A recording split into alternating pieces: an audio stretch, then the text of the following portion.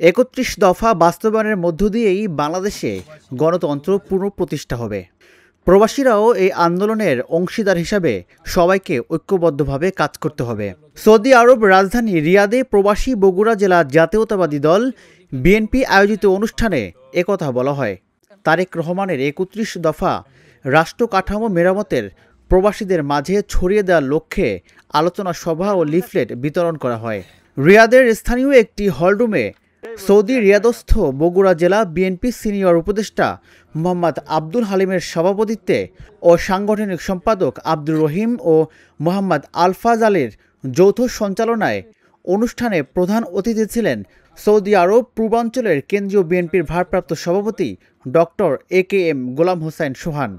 প্রধান বক্তা বগুড়া জেলা বিএনপি বিপ্লবী সভাপতি ফিরোজ আহমেদ নয়ন, সাধারণ সম্পাদক মিজানুর রহমান প্রধান, সহ-সভাপতি রমজান আলী, মাওলানা হাসান আলী, মাওলানা আলী হোসেন, মাহবুব রহমান, মোহাম্মদ স্বপন রহমান সহ সৌদি বগুড়া জেলা বিএনপির অঙ্গ সংগঠনের নেতাকর্মীরা। Dhaka journal news desk.